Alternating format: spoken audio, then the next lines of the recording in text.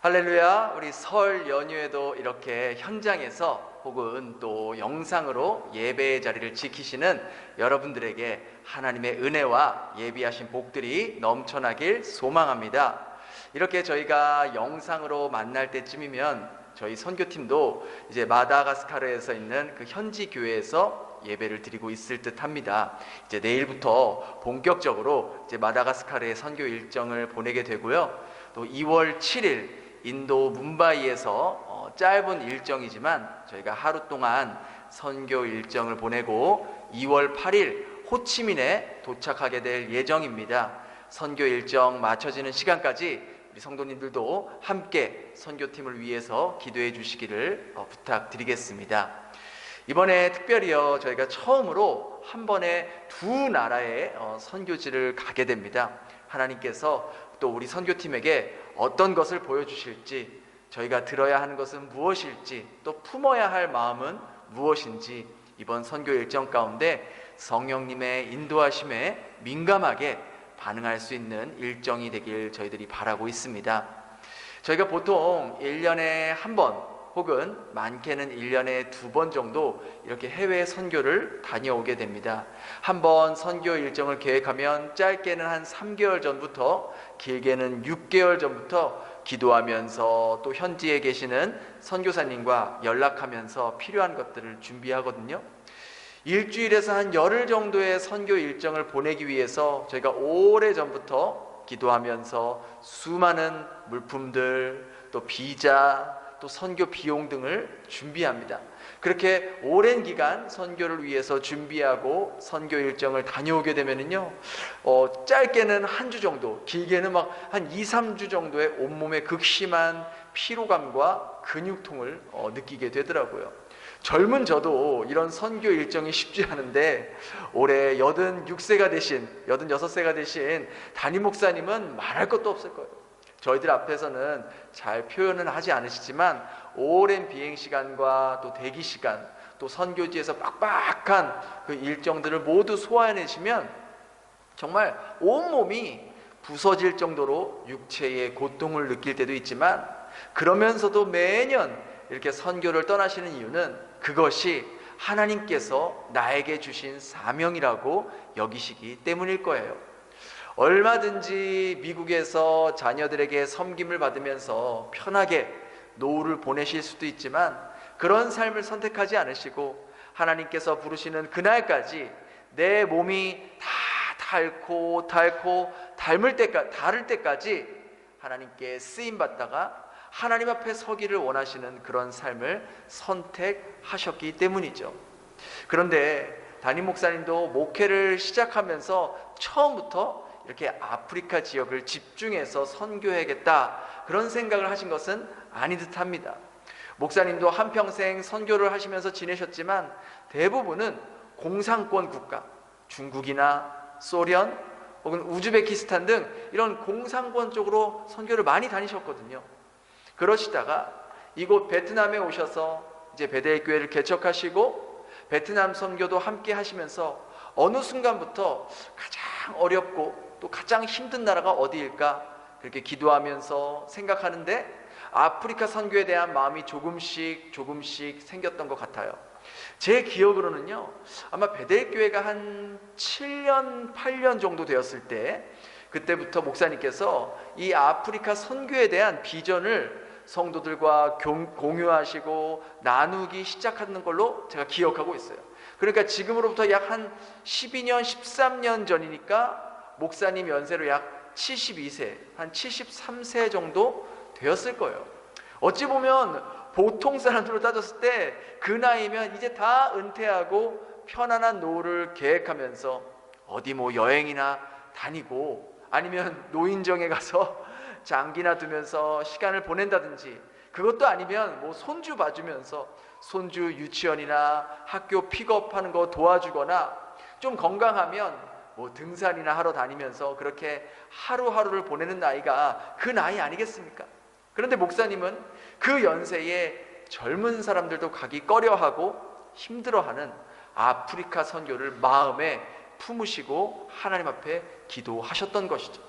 그리고 하나님께서 때가 되었을 때 아프리카 케냐 선교사님과 연결되게 하셨고, 그것을 인연으로 약 10여 년 전부터 계속해서 저희가 매년마다 아프리카 선교를 다녀오고 있습니다. 제 기억으로는 코로나 시기 2년만 빼놓고요, 매년 구정 혹은 여름에 아프리카 지역을 선교하러 가셨어요. 그래서 담임 목사님께서 이번에 아프리카 가시면, 제가 한번 세봤는데 무려 9번째 아프리카를 가게 되시는 거더라고요. 여러분, 우리가 살면서요, 아프리카라는 이 땅을 한 번도 밟을 기회가 잘 없잖아요. 한 번만, 평생에 한 번만 가도 아프리카 한 번 갔다 라고 오랫동안 기억에 남는데, 목사님은 70이 넘으신 나이에 가기 시작하셔서 지금까지 9번째 가시는 겁니다. 아마 분명 10번은 채우실 것 같아요. 목사님은 건강이 허락하시는 한, 하나님께서 부르시는 그날까지 이 아프리카 지역 곳곳에서 이름도 없이 또 빛도 없이 수고하시고 헌신하시는 그런 선교사님들을 찾아가 격려하고 위로하고 조금이라도 사역에 도움이 될 수 있는 모습으로 선교에 동참하시려고 할 것입니다. 이렇게 연로한 연세에 무리하시면서까지 이 아프리카 지역을 선교하시는 이유는 이것이 하나님께 받은 사명이라 여기기 때문일 겁니다. 제가 이렇게 이 이야기를 하는 이유도요, 오늘 본문에 나온 내용과 일맥상통한 부분이 있기 때문입니다. 우리가 지난주에 살펴본 대로 바울은 이 타락의 도시, 우상의 도시, 만몬의 도시인 에베소에서 3년간 살았지만, 그 지역 사람들의 문화나 생활 습관, 그들의 가치관에 물들며 사는 것이 아니라 오히려 그곳에 있는 사람들에게 자신이 붙잡고 있는, 자신이 믿고 있는 그 예수 그리스도로 물들게 했었던 것이죠. 그가 에베소 사람들을 예수 그리스도로 물들일 수 있었던 이유는 바울이 어떤 특출난 인물이었거나 그에게 어떤 특별한 능력이 있어서가 아니라, 바로 그가 전한 주님의 말씀이 가지고 있던 그 힘으로 인하여 에베소 사람들이 예수 그리스도로 물들 수 있었던 것입니다. 바울은 그렇게 자신이 믿고 있는 주님 말씀 안에 죄를 이기고 이 세상을 이기고 심지어 죽음까지도 이길 수 있는 힘이 있음을 확신하며 에베소에서 주님의 말씀을 담대하게 전할 수 있었던 것입니다. 그런데 오늘 우리가 읽은 이 본문의 내용은요, 이 사도행전의 흐름상, 이 19장의 흐름상 약간 어색한 부분이 없지 않아 있습니다. 우리가 지난주 살펴본 내용은요, 주의 말씀이 가지고 있는 그 힘으로 말미암아 수많은 점쟁이들이 자신들의 죄를 자복하고 자기들이 애지중지했던 그 마법책들을 태우며 결론적으로 이 에베소의 주의 말씀 안에 있는 능력과 힘이 나타나 흥왕하여 세력을 얻었다고 기록되어 있습니다. 그리고 나서 있었던 일이 23절부터 기록된 내용이에요. 그러니까 23절부터는 다시 이제 이 바울을 대적하는 세력이 나타나는 본문이거든요. 그럼 전개상 20절이 끝나고 23절로 이어져도 전혀 어색하지 않는 그런 구조예요. 여러분이 한번 읽어보세요. 20절 읽고 23절 읽어도 오히려 그게 더 자연스럽거든요. 그런데 21절과 22절의 내용으로 인해서 뭔가 맥이 툭 끊기는 느낌이에요. 뭔가 이어지지 않는, 꼭 생뚱맞는 느낌처럼 다가오는 거죠. 갑자기 에베소에서 일어났던 일들을 기록하다가 갑자기 바울이 내가 로마도 가야겠다라는 그런 선언을 하는 이 내용이 왜 이 20절과 23절 사이에 삽입된 건가? 그렇지 않습니까? 좀 어색하고 부자연스럽거든요. 그런데 성경은 하나님의 말씀이잖아요. 하나님의 말씀이라면 그 어떤 부분도 의미가 없는 부분이 없고 그냥 쓰여진 내용은 없다는 것이죠. 이렇게 어색해 보이고 연결이 안 되는 것 같은 이 구절도 깊이 묵상하고 또 성경의 좌우 또 앞뒤 문맥을 살펴보면 22절과 22절이 굉장히 이 바울의 사역 가운데 중요한 포인트가 되었다는 것을 우리는 알게 됩니다. 자, 우리 한번 21절을 다시 한번 읽어볼까요? 시작. 이 일 있은 후에 바울이 마게도냐와 아가야를 거쳐 예루살렘에 가기로 작정하여 이르되 내가 거기 갔다가 후에 로마도 보아야 하리라 하고. 지금 바울은요, 이제 이 3차 전도 여행을 하면서 에베소에서 사역을 마치게 되면 내가 이제 2차 전도 여행 때 세워진 그 마게도니아 지역과 또 아가야 지역을 둘러보면서 다시 한번 자신을 통해서 예수님을 영접한 그 그리스도인들에게 믿음을 끝까지 지킬 수 있도록 권면하고 말씀으로 세워줘야겠다는 계획을 하고 있습니다. 그리고 나서 내가 이제 예루살렘을 거쳐 로마도 보아야 할 거라고 말하는 것이죠. 여러분, 근데 우리말 성경에는 이 번역이 빠져 있지만요, 헬라어 원문에 보면은요, 로마도 보아야 하리라는 이 문장 앞에 must, 이제 영어 단어 must 뜻하는 그 단어가 기록이 되어 있어요. 반드시라는 이 단어가 있습니다. 그리고 이 헬라어는 보통 주어가 생략이 되는 게 일반적인데요, 만일 주어를 사용하는 문장이면 그 주어를 강조하기 위해서 쓰여진 것인데, 이 본문에는요, 주어가 되는 바울 자신이 1인칭으로 기록이 되어 있는 거예요. 그러니까 이 본문을 이 원문에 좀 더 가까이 번역을 하면, 내가, 다른 사람이 아닌 내가 반드시 꼭 로마도 보아야 하리라 라고 번역하는 것이 좀 더 원문에 가깝게 번역했다고 볼 수 있는 것이죠. 여기서 반드시 로마를 보아야 한다는 말은 그 당시 바울이 가장 큰 도시인 로마에서 내가 요즘 유행하는 것처럼 한 달 살기를 해봐야겠다, 그런 말이겠어요? 아니면 로마의 멋진 건축물들을 좀 보고 관광을 해야겠다, 그런 말이겠어요? 아니죠.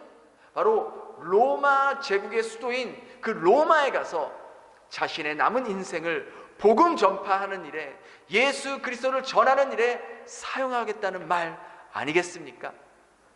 21절에 바울의 고백은 바울이 드디어 로마라는 곳에 마음을 품고 그 예수의 심장을 가지고 로마로 가겠다는 사명을 밝힌 내용이 바로 21절의 내용이라는 거예요. 사도행전에서요, 바울이요, 이 로마라는 단어를 직접적으로 언급한 것이 바로 오늘 본문, 이 본문에서 처음으로 언급하게 되는 것입니다. 사실 많은 사람들이요, 바울이 로마로 가서 복음을 전해야겠다고 생각하고 마음먹은 게 바울이 젊었을 때부터 혹은 예수님을 처음 만났을 때부터 그런 마음을 가진 것이라고 생각하는 경향이 있어요.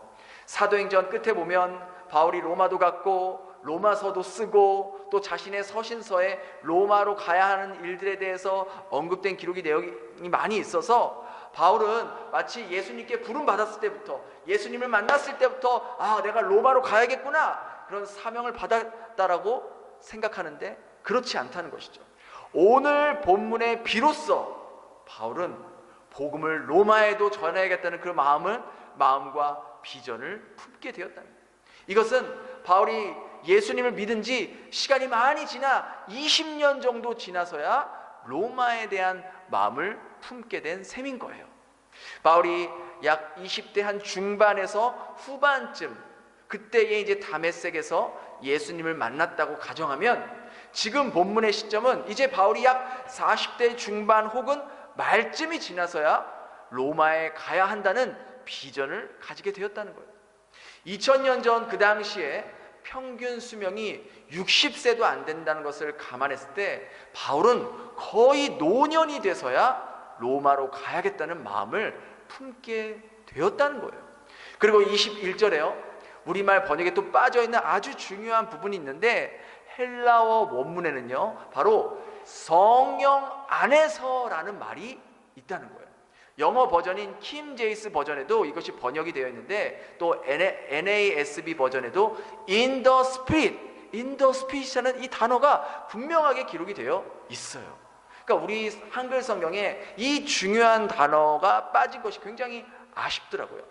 그러니까 이 21절을 그대로 번역하면, 이 일이 있은 후에 바울이 성령 안에서 마게도냐와 아가야를 거쳐 예루살렘에 가기로 작정하여 이르되라고, 이런 번역이 되어야 한다라는 것이죠. 성령 안에서가 바로 이 21절 본문의 키포인트가 되는 문장이라는 거예요. 즉 바울은 로마로 반드시 가야겠다고 마음먹고 비전을 품었던 것은 바울 스스로 고민하면서 생각하다가 내가 로마로 가야겠구나.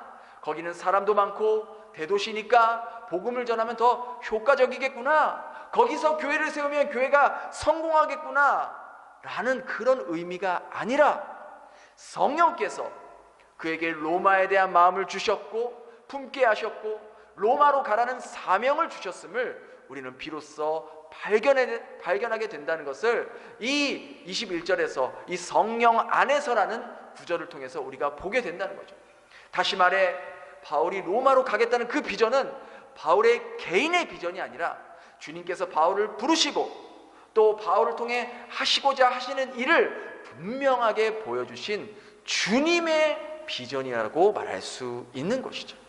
그것은 주님을 믿고 따른 지 20년이 지나서야 주님은 바울에게 로마에 대한 비전을 보다 분명하게 보여주고 말씀해 주셨다는 거예요. 바울이요, 주님을 다메섹에서 처음 만난 후에 누구보다 열정적으로 복음을 전하고 또 주님의 증인을 자청했지만 주님께서 허락하지 않으셨어요. 바울이 있는 곳마다 다른 사람들이 더 위험하게 되자 그는 할 수 없이 13년 동안이라는 오랜 기간 동안 고향 다소에서 칩거해야만 했던 것이죠. 얼마나 힘들었겠습니까? 분명 주님의 음성을 들었고 주님을 만났고 주님의 증인이 될 용기도 있었습니다. 그러나 주님은 그의 길을 허락하지 않으셨어요. 13년이라는 긴 세월 동안 고향에서 그는 외롭게 힘든 시간을 보내야만 했던 것이죠. 하지만 주님께서는 바울로서는 상상할 수 없었던, 생각지도 못했던 계획과 비전을 가지고 계셨고, 그리고 그 긴 13년이라는 세월 동안 주님은 바울을 당신의 도구로 사용하기 위해서 그를 다듬고 새롭게 빚어내는 시간을 가지셨던 것이죠. 그리고 주님의 때가 되었을 때 바나바를 통해서 바울과 함께 안디옥 교회에 공동 목회를 하게 하셨고, 성공적으로 목회를 한참 하고 있었을 그 시기에 성령의 부르심으로 바나바와 바울은 함께 선교 여행을 시작으로 본격적으로 이제 로마 제국에 예수의 심장을 심는 통로의 삶을 살게 되었던 것이죠. 그렇게 1차 전도 여행, 2차 전도 여행, 3차 전도 여행까지 바울은 철저하게 주님의 인도하심을 따라 움직였어요. 바울도 나름대로 선교 계획을 세워서 움직일 때도 있었지만 주님은 더 급하고 더 복음이 필요했던 곳으로 바울의 발걸음을 그때그때마다 옮기셨던 것이죠. 그리고 그렇게 주님께서 자신의 계획을 막으시고 다른 길을 보여주시고 다른 길을 열어주실 때마다 바울은 자신의 고집대로 할 수도 있었지만 그는 그러한 길을 선택하지 않고 자신의 계획은 내려놓고 성령이 인도하심을 따라 순간순간 순종하며 복음의 전도자의 역할로 최선을 다했고, 어디서든지 누구를 만나든지 자신이 믿고 또 자신을 구원해 주신 예수 그리스도의 이름과 영광이 자신의 언행으로 말미암아 실추되는 누를 범하지 않기 위해서 늘 조심하며 성실하게 주어진 삶을 살아갔다는 것이죠. 그리고 약 20년이 지난 후 이제 오늘 본문의 시점에서 주님께서는 바울에게 로마라는 분명하고도 선명한 비전을 보여주셨고, 바울은 성령 안에서 받은 그 비전을 향해 자신의 남은 삶을 아낌없이 던질 수 있었던 것입니다. 오늘 본문이 오늘을 살아가는 저와 여러분에게 주는 영혼의 메시지는 무엇일까요? 우리 인생은요, 하나님께서 그리신 아주 큰 퍼즐 그림과 같은 그림이라고 말할 수 있어요. 우리의 하루하루는요, 우리의 매일매일의 삶은 그 큰 퍼즐판 안에 하나하나의 퍼즐 조각이라고 말할 수 있는 것입니다. 지금 당장은 그 퍼즐이 어떤 그림인지 알 수 없어요. 보이지가 않아요. 그러나 하나님께서 보내신 자리에서 매일매일 최선을 다해 우리가 정직하게 성실하게 주님의 증인의 모습으로 살아간다면 우리의 인생의 퍼즐판도 하나하나 맞춰가게 될 것입니다.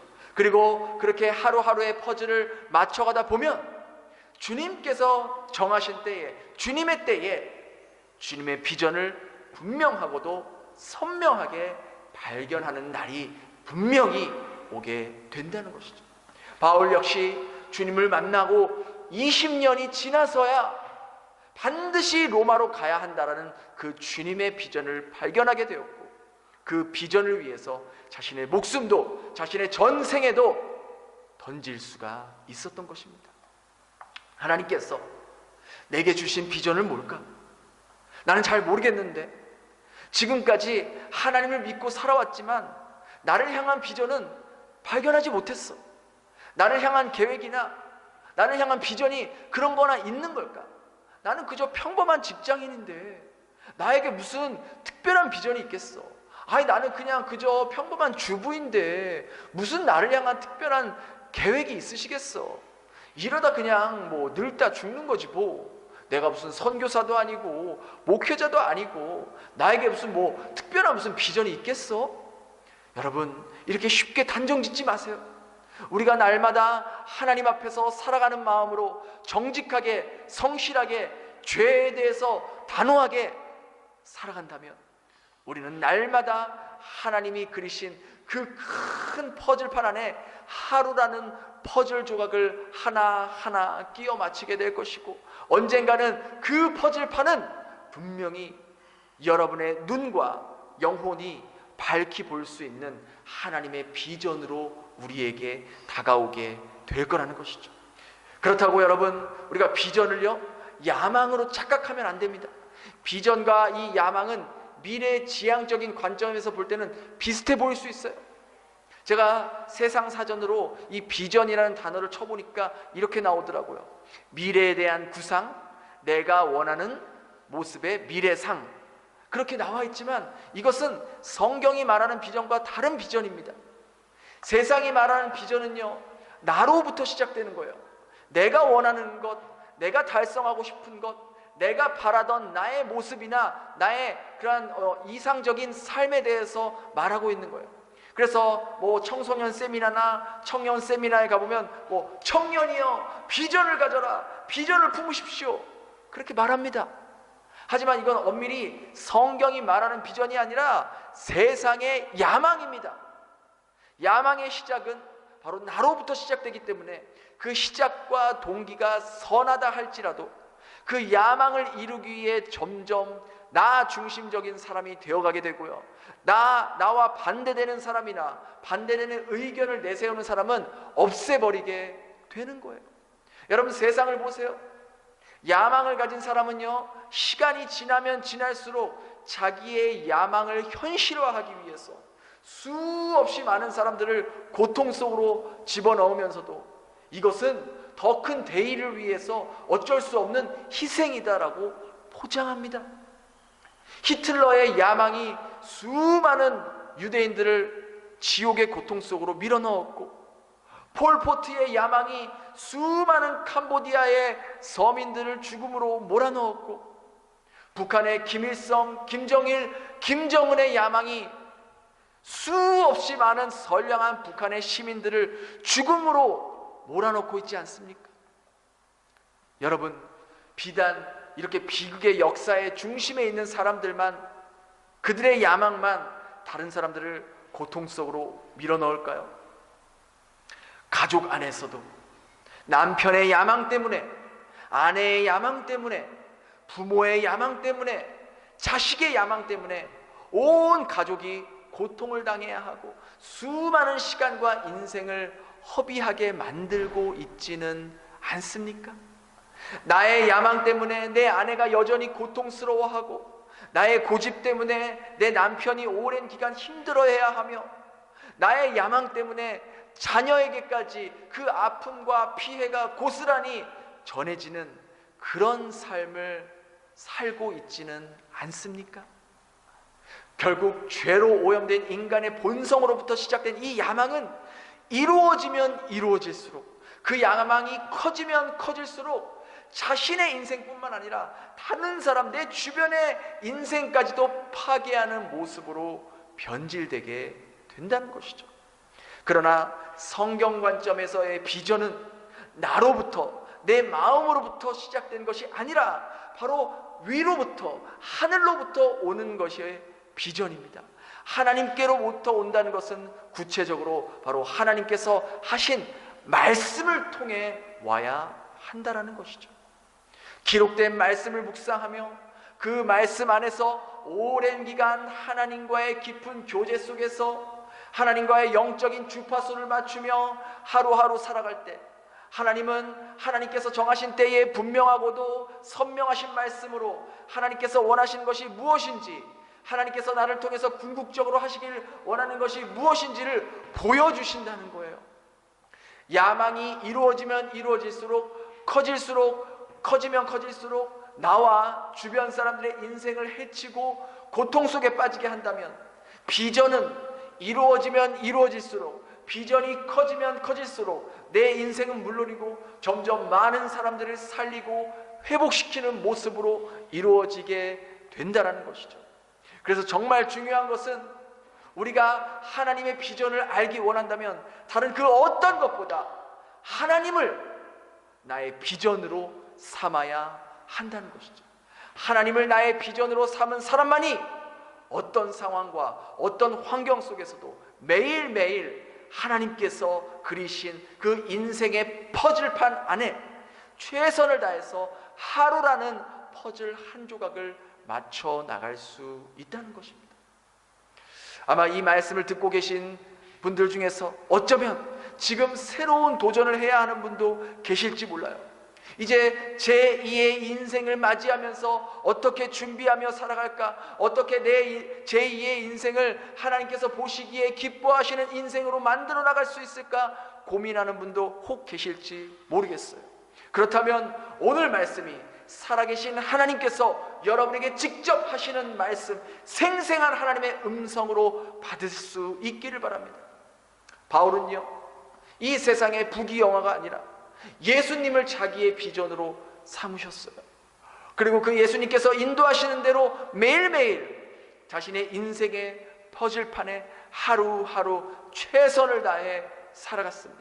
그 결과 주님을 만난 지 20여 년 만에 주님이 주시는 비전을 보았고 자신을 왜 부르셨는지에 대한 그 사명을 비로소 발견하게 되었다는 것이죠. 그리고 바울은 주님께서 주신 그 비전 안에서 자신의 남은 삶을 아낌없이 모두 다 던져 넣음으로써 그 거대 로마 제국의 심장인 수도 로마까지 가서 그리스도의 복음을 전할 수 있게 되었으며, 그 결과 로마 곳곳에 그리스도의 푸르른 계절이 덮어지게 되었다는 것이죠. 2000년 전 바울과 함께 하셨던 하나님은요, 2025년 오늘을 살아가는 저와 여러분에게도 동일하게 역사하시는 살아계신 하나님입니다. 하나님께서 저와 여러분을 이 시대에 대한민국 사람으로 이 땅에 보내신 이유는 하나님께서 바로 여러분을 통해서 이루시길 원하는 궁극적인 비전이 있으시기 때문이라는 거예요. 우리가 바울같이 주님을 나의 비전으로 삼고 살아간다면 우리의 인생이 지금 순풍을 만나서 순항하고 있다고 해서 여러분 교만하거나 지금 현실에 안주하지 마시고, 또 인생의 폭풍을 만났다고 해서 좌절하거나 포기하거나 그렇게 하지 마시고, 순풍 가운데에도 함께 하시는 하나님, 폭풍 가운데에도 함께 하시는 그 하나님을 나의 비전으로 삼으며 그분의 말씀을 나의 생명으로 삼으며 하루하루 최선을 다해 성실하게 정직하게 인생의 퍼즐 조각을 맞춰 나갑시다. 그러면 반드시 우리는 하나님께서 그리신 우리의 인생의 그 큰 퍼즐판 안에 그림을 선명하게 볼 수 있는 날이 올 것이고, 그것이 주님이 나에게 주시는 비전이라는 것을 또렷이 보게 될 것입니다. 그리고 그 비전은 분명하고도 선명하게 우리가 느끼고 보았다면 우리는 주저없이 주님이 주신 그 비전을 향해 우리의 전 인생을 던져 주님께서 우리 삶을 통해 이루고자 하시는 일들을 이뤄내는 주님의 도구들이 됩시다.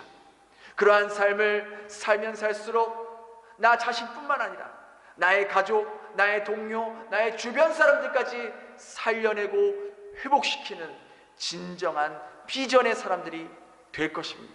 그렇게 이번 한 주도 주님께서 허락하신 우리 삶의 현장에서 주님을 나의 비전으로 삼고 나의 일터가, 나의 가정이, 내가 사는 이곳이 선교지이고 전도 지역이라는 것을 기억하며 살아갈 수 있는 저와 여러분 될 수 있기를 예수님 이름으로 축원합니다.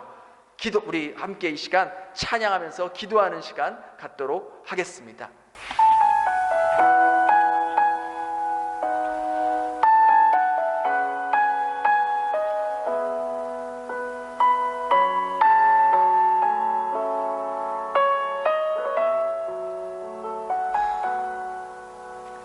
이 세상을 살아가는 동안에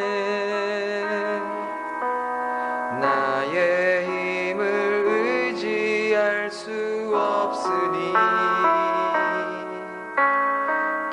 기도하고 낙심하지 말 것은 주께서 참 소망이 되심이라.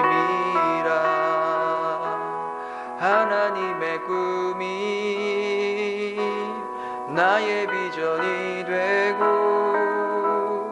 예수님의 성품이 나의 인격이 되고 성령님의 권능이 나의 능력이 되길 원하고 바라고 기도합니다.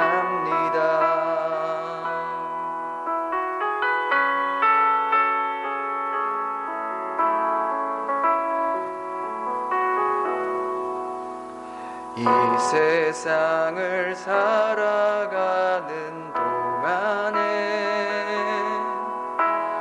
나의 힘을 의지할 수 없으니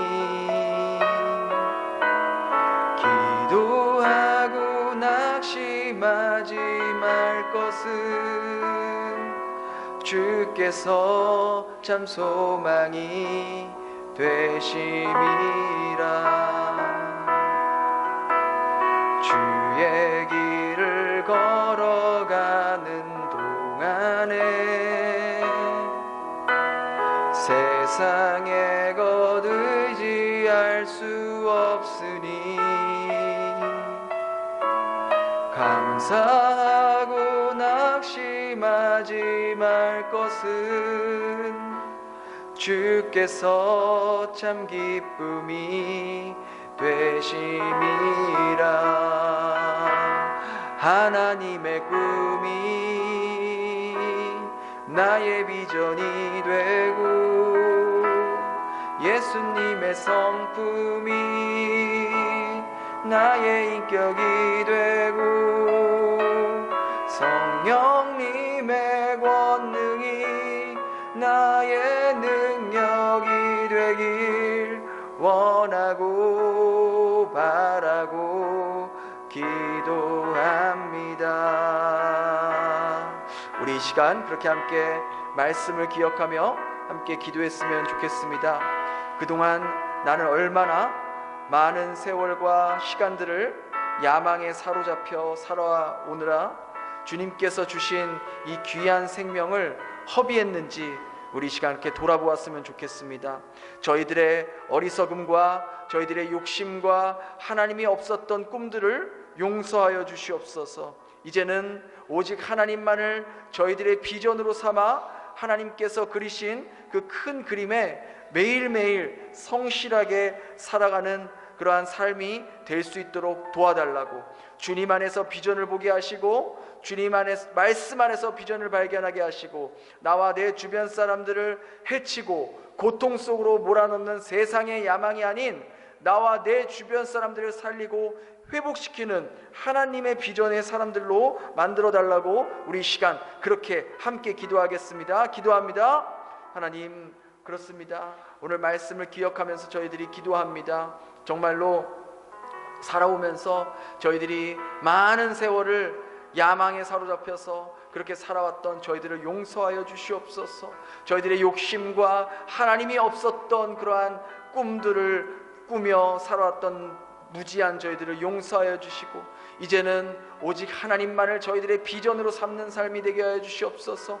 하나님께서 그리신 그 큰 그림의 인생 가운데 매일매일 성실하게 정직하게 하루라는 퍼즐을 끼워 맞추며 살아갈 수 있는 저희들이 될 수 있게 도와주시옵소서. 사람을 해치는 야망이 아닌 사람을 살리는 주님의 비전을 뿜는 저희들이 될 수 있도록 주님 도와주시고 붙잡아 주시고 인도하여 주시옵소서. 주님, 그렇게 주님의 비전을 품고 사는 자들이 될 수 있게 도와주시옵소서.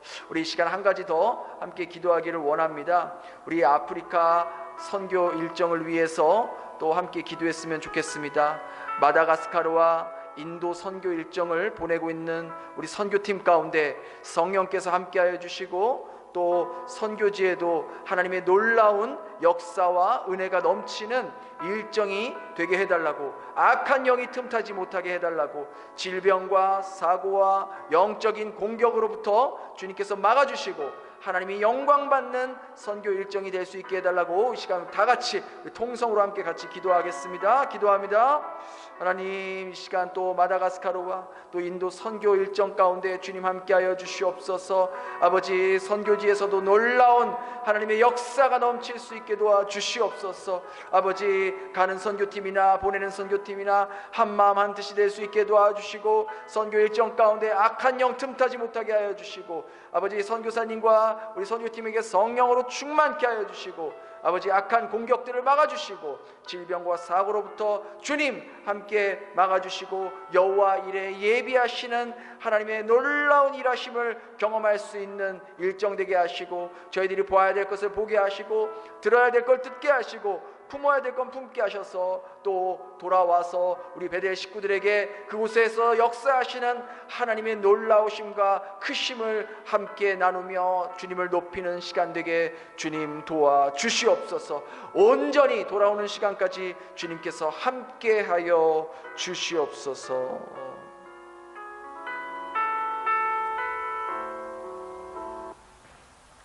주님, 오늘 말씀을 통해서 그동안 저희들의 인생이 나로부터 시작된 야망을 이루기에 수많은 세월을 갉아먹지 않았는지 돌아보게 됩니다.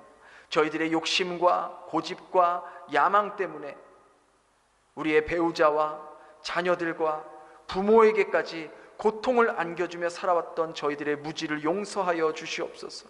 이 시간 이후부터 나로부터 시작된 야망이 아닌 주님으로부터, 주님의 말씀으로부터 받은 비전을 품고 사는 저희들이 되게 하여 주시옵소서. 그렇게 하루하루 성실하게 살아갈 때에 주님은 분명히 주님께서 정하신 때에 저희들에게 뚜렷하고 선명한 주님의 비전을 보여주실 것입니다. 그때까지 저희들에게 주어진 삶의 자리에서 매일매일 하루라는 인생의 퍼즐 조각을 성실하게 끼워 맞추며 살게 도와주시고, 오늘 이 시간 이후부터 주님 저희들이 주님을 비전으로 삼는 삶을 살게 하여 주시옵소서. 저희와 저희 가족들과 주변 사람들의 인생이 더욱더 주님 안에서 새로워지며 주님의 빛이 나는 인생들이 되게 하여 주시옵소서. 주님, 지금 선교팀은 마다가스카르와 인도 뭄바이 선교 일정을 보내고 있습니다. 쉽지 않은 일정이지만 이 일정 가운데에도 하나님의 놀라운 은혜와 역사하심이 함께 하실 거라 믿습니다.